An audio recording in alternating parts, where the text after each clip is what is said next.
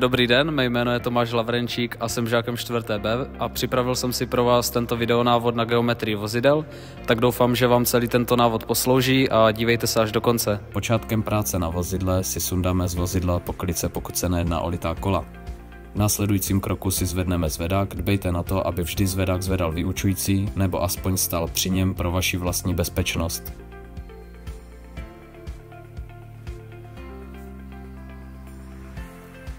V následujícím kroku si zapneme počítač, se kterým budeme pracovat. Počkáme, až se nám samotný počítač načte a otevřeme si program určený k naší geometrii vozidel. Až se nám program spustí, vybereme si režim Volkswagen Audi. Následně dáme začátek měření a seřízení. Zde můžete vidět, kde vypisují samotné informace o vozidle, o majiteli vozidla a samozřejmě o technikovi, který provádí tuto geometrii vozidel. Pokud máme tuto tabulku vyplněnou, potvrdíme, stiskneme OK. V následujícím kroku si vybereme vozidlo, které máme právě odstavené na zvedáku a na kterém budeme seřizovat geometrii. Vybereme zde přesný typ zavěšení, které na tomto vozidle máme. Zde máme instrukce, které si poctivě přečtete a následně potvrdíte. Nyní se vrhneme k vložení snímačů na samotné vozidlo. Zde můžete vidět packy, které mají dvě strany, jednu hlubší a jednu kratší. To proto, aby na rávku vozidla tento samotný snímač pevně držel a aby byl pevně uchycen za hranou rávku. Zde se ujišťuji, zda pevně drží a následně zajistím zajišťovacím háčkem. Vždy první nastavujeme čidla na přední straně vozidla. Nyní si vezmeme snímač zadní strany a následně nasadíme senzory i na zadní stranu vozidla.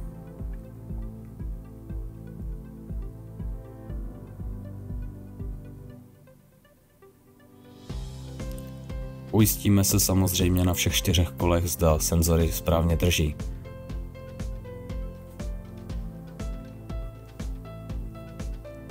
Následně si samotné senzory zapneme.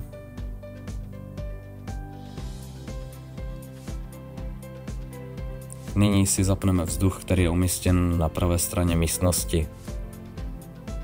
Zasuneme si zvedák pod vozidlo. Předtím, než začneme zvedat, si zajistěte ruční brzdu, aby zabránilo pohybu vozidla. Následně si za zvedací body zvedleme vozidlo. Nyní je zde aretační šroub, který si povolte pro volný pohyb čidla, abyste ji s ním neotáčeli na sílu. V následujícím kroku si kompenzujeme snímač, neboli aretujeme tak, aby si vyhodnotil křivost kola a aby se senzory přesně sečetly do přesné roviny, ve které mají být.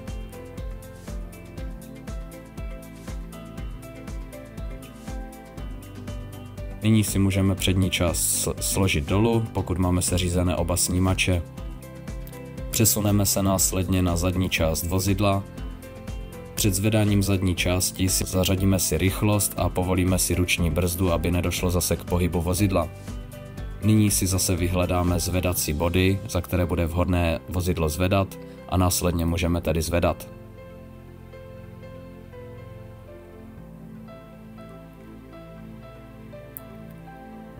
Po zvednutí vozidla uděláme tento proces i na zadní nápravě.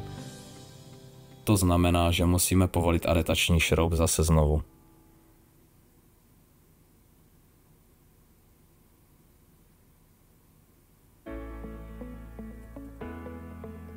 Pokud máme všechny snímače dobře seřízené, na obrazovce se nám ukáže, že snímač je OK, to znamená, že je správně seřízen.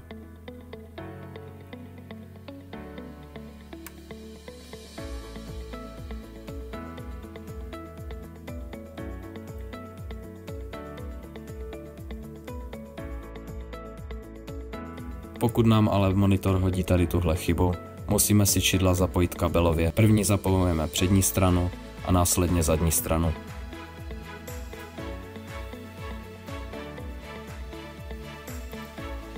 Nyní si pootáčíme volantem, aby jsme zjistili přesný střed, kola jsou v přesné rovině. Následně potvrdíme a budeme zatáčet kolama do levé strany a do pravé strany, musíme vždy trefit zelený střed, nejlépe na černou čáru. Pokud zde najedete, snímač a program vás pošle dál do dalšího kroku. Pokud máme volant v úplné rovině, zajistíme si jej tyčí, aby byl ve stále rovině, a zajistíme si brzdový pedál tyčí. Nyní můžeme vidět hodnoty, tím pádem si můžeme zvednout vozidlo nahoru, aby se nám lépe pracovalo na spodní části vozidla. Nyní se přesuneme na přední nápravu vozidla. Povolíme si zajišťovací matici, která slouží k tomu, aby se při běžném provozu nepovolila tyč řízení.